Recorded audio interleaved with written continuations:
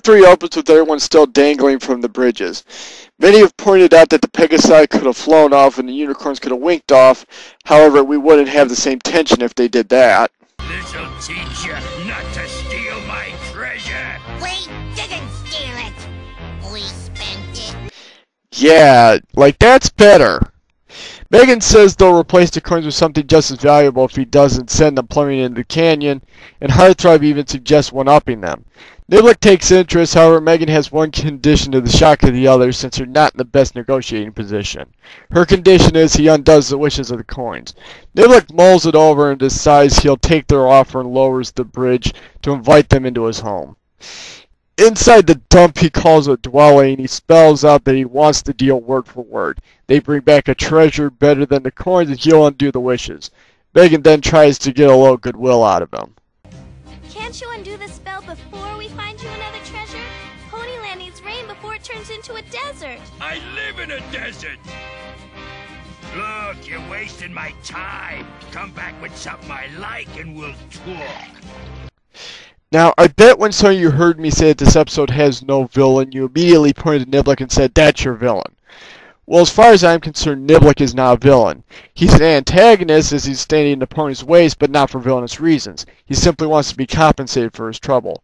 Outside of the conniption fit at the bridge, he doesn't do anything to try to harm the ponies, and he doesn't do anything to hinder them going forward either. He's no more a villain than the guy at the gas station wanting you to pay for a frozen Coke. There's more at stake here to be sure, but that has no impact on what is behind Niblik's motivations. Now, don't take this me as saying Niblik is a good guy. Far from it. He's so amoral and lacking in goodwill, Ayn Rand would have wanted to have his babies. I'm just saying he's not a villain. The group heads out and sings the part song, which is What Do You Give to a Troll? It's an upbeat little tune where the ponies basically suggest what they would want, and we also get a running gag of Spike suggesting fire-based stuff because, well, he's a dragon. However, they come to the conclusion that whatever it is, they aren't anywhere near it. With the obligatory song out of the way, Megan asks Puck for some suggestions, and Puck suggests the Heart of Fire, which is a ruby in the crater of Fire Mountain, the Golden Rose in the Haunted Garden, and the Emerald Idol in the ruined City of the Ancients. They decide to split into teams and get all three. Meanwhile, we head back to the Sea Pony group to show what all the adventure is for. They found a trickle and get some drops on the sea ponies who look very sick and weak. I mean, even their floats don't look so hot now. They've gone as far as they can and have to return to Paradise Estate. They can only hope that there's some water left there. Back on the adventure, Magic Star, Heartthrob, and Spike have arrived at the Haunted Garden. Things look straightforward enough with a path leading straight to the center. However, Magic Star feels some bad mojo coming from it, but Spike brushes it off. Spike! I think these hedge animals are alive! Of course they're alive, Heartthrob. They're plants. I think she means alive in the sense that they can move. They reach the Golden Rose with no trouble, but Magic Star suggests the topiary's guarding it. Spike brushes this off until he picks up the rose and the garden goes into attack mode with all the topiary animals. They run for it, and Spike finally has an intelligent thought in this endeavor. Wait a minute. I said these monsters are just plants, right? Well, plants hate fire. Yeah, take that, friendship is magic. There are things G1 did better than you. Spike spits flames to clear a path, and they book it back to Niblik's. Gonna love it. I hate it. You just had to jinx it, didn't you, Spike? Actually, Niblik hates it for health reasons. You dim-witted dragon! I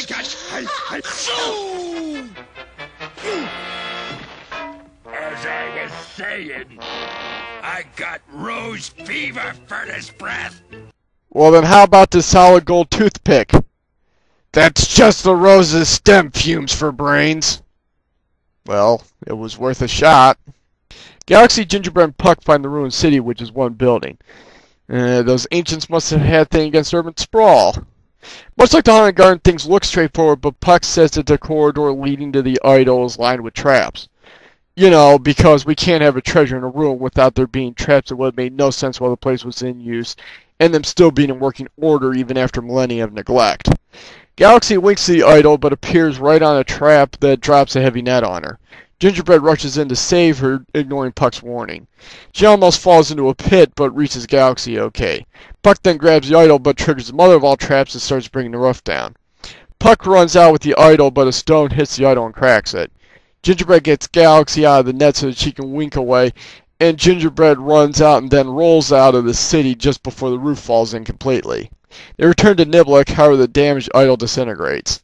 Not needing emerald dust, Niblik says no deal.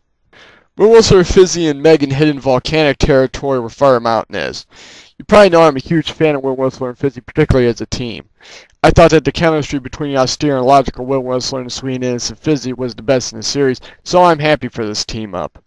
We even get a little joke where Moon Whistler lets her vocabulary get away from her and Fizzy's confused. I also want to take some time to talk about Fizzy in particular.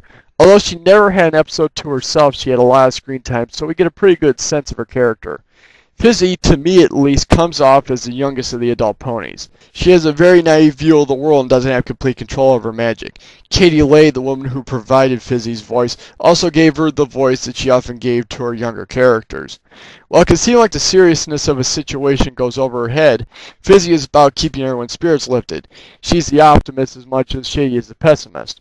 Fizzy is also a pretty open book with little to hide. This is why I think she complements Moon Whistler so well, who is a wiser pony who also puts up barriers between her true self and the outside world. Throwing a little sense that Fizzy looks up to Moon Whistler, and they have almost a big sister-little sister relationship. Getting back to the episode, they reach the rim of the crater. Of course, cartoon volcano physics are in play. As long as you don't touch the lava, you're fine. Ignore the intense heat and poison gases. The Heart of Fire is on a spire in the center of the crater, however, it's too far for Fizzy to wink to. Moon Whistler tries flying to it, but the turbulent thermals coming off the lava makes it too hazardous. Use, I fear. The air currents destroy my equilibrium. This is a stretch, but a thermal updraft on one side of her could screw up her equilibrium, which would make it hard to fly. Megan, because she has to be the pony's den mother, thinks they're using Fizzy's bubbles. Seriously, you couldn't have the pony who actually makes the bubbles or the genius think of this? Anyway, it seems to work as Fizzy snags the ruby with her bubble and Moon Whistler flies Megan out to grab it. However, an unexpected thermal sends Moon Whistler off course and she has to land on a ledge. Of course, it's a slowly crumbling ledge to set up the cliffhanger. Part 4 starts with Moon Whistler and Megan still trapped on the crumbling ledge at doom. After an off-comment by Moon Whistler, Megan has the idea of using one of the coins. However, she has to keep them from falling off the ledge when she drops them to build tension. Megan wishes that they were as light as a feather. But only momentarily. Yeah, life would suck if they had to worry about the gentle breeze blowing them a mile away. The ledge gives way, but they float up on a thermal. They reach the edge and return to normal weight, so with the Heart of Fire in hand, they return to Niblik's. Unfortunately, Niblik has a chest full of massive rubies, and he's finally had it. He tells them that he's willing to let them live, however he mocks Megan by saying he has one condition. Get out of here now! So our intrepid band heads back to Ponyland with their tails tucked between their legs. However, there's only bad news waiting for them there too. It's all Shade can do to find a drop of water. Baby Lofty decides to search from the air and takes a glass pitcher with her. However, she comes up empty and then runs into a bird. The collision causes her to drop the pitcher and it shatters on the ground, so she has to head back. In the meantime, the glass from the pitcher concentrates sunlight and starts a fire. Something better happens soon. Well, the fire's something, it's just nothing good. With no water anywhere, there's not much the ponies can do to stop or even slow down the fire. Room's about ready to give the evacuation order when she sees Megan's group coming in. Megan decides to try the last corner to see if it'll put the fire out, but it does nothing. The fire surrounds her when Will Whistler comes in to get her out of there. Megan thanks Will Whistler for saving her ass yet again, and Will Whistler says that she'll always help out her friends since friendship is the greatest treasure of all. This gives Megan an idea. She switches to Wizard and heads back to Niblik's. Niblik is naturally irritated seeing Megan again, however she offers a treasure created by his own coin. She wishes he had a friend, and a well-dressed troll appears and cleans spats on his bare feet. There are a couple of points of debate here. The first is how the new troll came to be. Was he created by the coin or just someone looking for companionship the coin teleported here? The second is, why didn't it bring a female troll to be Niblik's wife? I'll leave the first one alone, but my explanation for the second is the coin grants the wish of friendship, not love. Anyway, the new guy starts complaining about the stay at Niblik's place.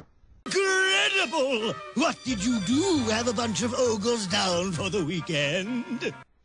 Hey, they probably throw the best parties. The new guy starts cleaning things up.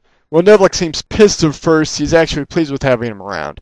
Although Niblik probably didn't realize that he was lonely. He tried to compensate with treasure, but it didn't fill that hole in his life. There was no one to tell the tales of how he got it. Now he has a buddy and his life has more meaning. And 14 years before Faust did it, My Little Pony showed that friendship is magic. Now that he has a treasure surpassing the coins, Niblik undoes the spells. This immediately causes a thunderstorm over Dream Valley, which puts out the fire and perks up the sea ponies. After an undetermined but apparently short amount of time, Dream Valley is lush and green again. The episode ends off with a rather corny song, but it doesn't detract from the episode that much. And as for Niblik and his friend, they would use Niblik's hoard to start an internet service provider in the 90s just so that they could screw with their customers. The magic coins, more than any other episode, showed us the ponies' world and their relationship with it. With the pony versus nature conflict, the whole world was their enemy, and it's a very big, very scary, and very unforgiving world. Yet it's also a world filled with wonder and mystery that has nothing to do with the ponies. This episode illustrated just how small and insignificant the ponies are in the grand scheme of things, yet they still managed to come out on top, and that triumph seems so much sweeter because of it. It also gave us a sense of how much potential this world had. Just this one adventure had so much to see, and there's still so much out there. That's why I wish parts 2 and 3 had been longer for more exploration and adventure. The creators of the show had some ambitious plans that were sadly never realized due to the series being forced to end. Who knows what else they could have envisioned if the series had continued on longer. And it's the sense of scope we see in this episode that My Little Pony has lacked since. Even Friendship is Magic presents a world where everything is related to the ponies, including the movements of the sun and moon. The world of Equestria seems small in comparison, and the stakes seem less, as it's hard to believe the civilization could be wiped out by any external threat. The magic coins would end up being Michael Reed's last script for Season 1. However, he had already made his impact on the series. Going forward, the writing quality had a noticeable uptick compared to episodes before. It's like him putting his name to the series and also showing proper respect to the characters and concept convinced writers that this was a legitimate high fantasy series. The episode in its own right is a top-tier episode. The narrative is, in general, tight for the time. The ponies involved really got to display their characters. The guest characters were enjoyable, even Puck overcoming his irritating introduction to be a useful and fun character. The locales were intriguing, the lesson was well played. Really, this episode is the definition of must-see. I really wish My Little Pony would go back to being like this.